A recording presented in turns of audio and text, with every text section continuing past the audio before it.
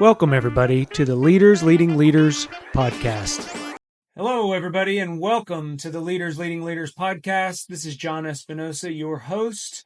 If you like what you've been hearing, please do us a favor and click on that subscribe button. It helps spread this message to as many people as we possibly can, and ultimately, it helps us get others to where they are going.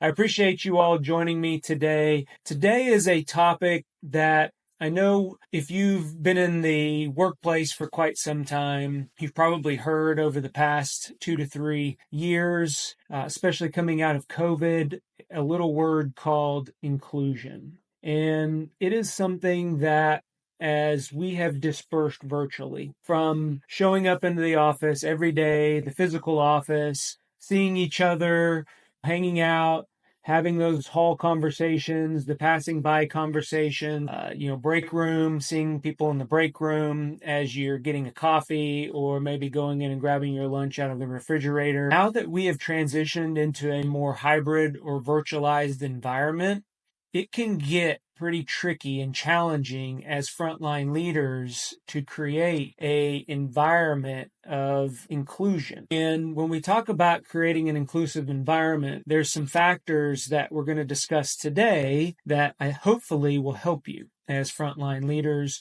whether you're leading a virtual team or maybe you're going into the office or you see individuals on your team maybe a couple times a week in person or face to face. And as we move forward as frontline leaders, whatever organization you may be in, whether you have a geographically dispersed team or maybe your team is local and you don't have an office anymore. A lot of companies and businesses got rid of their physical offices when COVID came and after COVID, and they just never went back. And so as frontline leaders, it's important for us to allow our team to be felt, seen, and heard.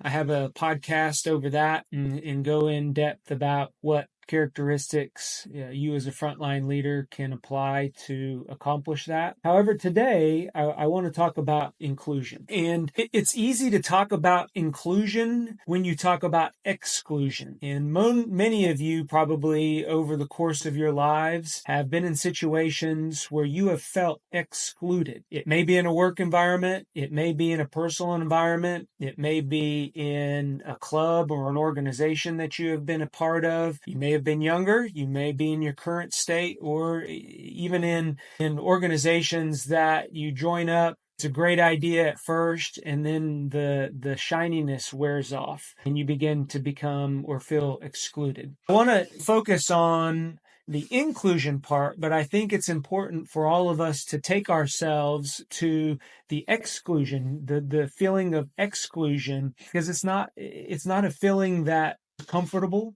It's not a feeling that I want anybody on my team to feel as if they're excluded, if their opinion doesn't matter, if it's not valued, if they always see me maybe talking to a specific person or going to lunch with a specific person or people or group of people, and they're not getting invited or they don't at least get the offer or whatever it may be for that individual where they feel excluded from the larger group. That is something as frontline leaders, we need to have our spidey senses and begin to pick up on those things. And to be frank and honest, you may not as a frontline leader have a complete situational awareness around the fact that team members are feeling excluded. A lot of times it may just be organic to where you happen to be in proximity. And this is actually when we're talking about a hybrid environment. People in the room, you tend to have those small talk conversations or you ask to lunch, and the individuals that may be on the other side of the camera that are virtual may begin to feel excluded. So 3 things I want to talk about today to help us as frontline leaders make others feel inclusive, not excluded from the environment. So here we go. Number 1, being fair and equitable. I think this goes along and you can apply a ... to the end of that. Being fair and equitable as a frontline leader, ... Whether it's work distribution. Are you fair and equitable when you go to assign work? Are you always assigning it to senior leaders in the organization or senior personnel in your organization? Are you asking for advice to a particular group? Whenever you talk about social media or a new tech, are you referring to the younger generation or somebody who's younger in your organization? When you may not know that an older team member may be the most techie person out of the whole entire group. You see where I'm going there. When we are being fair and equitable to our team, it means that everybody has the opportunity to provide their opinion, provide feedback, maybe to participate in the conversation. As frontline leaders, I try to sit back. I'll throw a question out there. I'll ask a question to my team, and I have to mentally even count or allow at least 3 people to suggest or respond to a conversation or to a question before I re-engage into that conversation. And re-engage may be the wrong word because I'm listening. I'm being a very active listener whenever I ask a question or whenever I ask for feedback for the group. But for me, I'm a fixer, and I know that about myself. I want to immediately jump in and start problem solving. However, that's not being a very inclusive boss, an inclusive leader, if I don't allow the group to share their opinion and to share their feedback to the conversation. So that's one piece. As frontline leaders, make sure that you are being fair and equitable, ...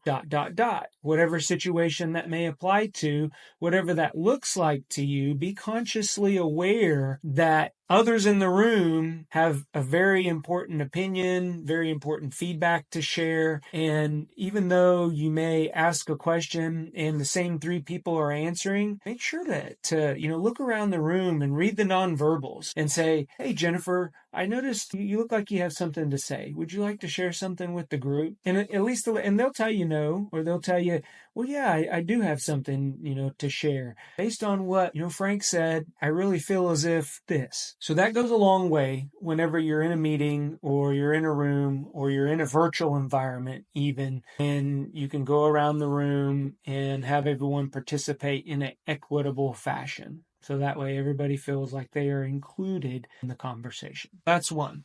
Be fair and equitable. Number 2 is being responsive. Being responsive as a frontline leader comes in the form of at least a couple things that I can think of. One, getting back to people. If you're asked a question, whether it's via email or IM, whatever that looks like, it would be the same thing if somebody came and knocked on my door in the office and they asked me a question and I didn't face them. I continued on, answering my emails or doing whatever I was doing in that fashion, and they're still standing there. That's no different than in a virtual environment where you get an IM or you get an email. I always respond in 24 hours type situation, or sooner than that if my day or I'm not out of the office or something important's going on. But for the most part, my team knows that I'm going to be responding to them within that 24 hours. And that's important for folks just to say, hey, listen, it's on my radar. I got you. I'm working on it, or I need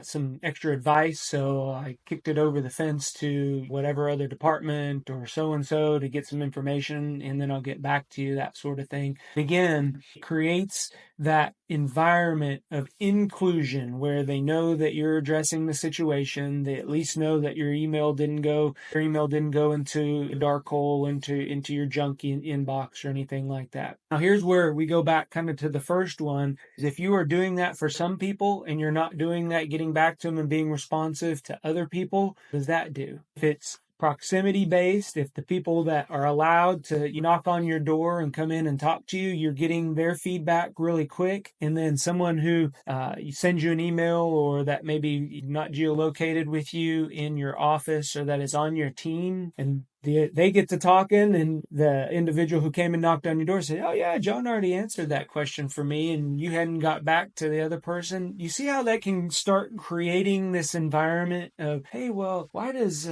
Frank always get John's ear, and I've sent him a couple emails and I still haven't heard back from him. So be responsive to everybody across your team. All right. Again, it allows people at least to understand that they're on your radar and you're thinking about it and you'll get back. The third thing I want to talk about is recognition and award. And this piece for me in the organization that I work in, we have trackers and there's formal recognition and awards. And I'm talking about that. That is important as well. Formally recognizing people, whether it's through a performance management plan, or it's the once a year bonuses type that many of you probably in organizations get. What I'm talking about is just the smaller kudos type thing where you're telling people, thank you. Hey, I appreciate your work, that sort of thing. If you look across and again, you may do this and you may not. I'm very conscious. I have a pretty nice sized team, at least over a dozen, and I want to make sure that as I'm giving kudos, just thanks, appreciate the job you're doing. Thank you for, sending me that in a timely manner. That information really helped me as far as a leader give strong input or give valued input to the organization, and they were able to make an informed decision. Whatever feedback or recognition you want to get, make sure that you're doing that equally across the board. And we can talk about each one of these individually. I'm packing it up here in this inclusive environment conversation, and we might actually break them out individually because they're pretty important. But make sure that you're tracking who you're actually giving recognition to. That way, one person, again, doesn't always seem to be getting the thank yous and the kudos, even during the meetings and just the impromptu stuff. Allow the others to feel appreciated and, recognized publicly. I talked about public recognition. Some people don't always like public recognition, but that's something on a one-on-one basis. Normally, a lot of times, they're not the ones that are going to be felt excluded from the recognition part, but make sure that you're doing that however they like to be recognized in that way to where they're not always seeing you give recognition to one individual or a couple individual people. This is probably one of the most hard and dynamic pieces that we as frontline leaders have to deal with, and that is making sure that we are creating an inclusive environment for our teams and our workplaces. But it is the most, or one of the most vital things that we can do, because as people, they start or begin to feel excluded, that's when you're going to notice them drifting farther and farther away from the team. They're not going to want to be part of the small talk conversations. You'll probably see them a little more reserved or withdrawn from even the group conversations. And that's your cue as a frontline leader to, go knock on the door or just do a health check on them and see how they're doing. So 3 things that we talked about. 1, being fair, equitable, ... making sure that, whatever that ... after that process, you're fair and equitable throughout. Being responsive as a frontline leader, get back within, my metric is 24 hours. Yours may be sooner, or if you got a really large organization, it may be longer. And then again, making sure that you're rewarding and recognizing your folks in an equitable manner across the organization. I know that'll help you create an inclusive environment. There's a lot more out there, so make sure to read up on it. But for the most part, I think those will get you going. I hope this helps somebody out there. Everybody, go be great. We'll talk to everyone later. Bye-bye. If you enjoy what you're hearing, please hit the like and subscribe button. It helps us get others to where they're going.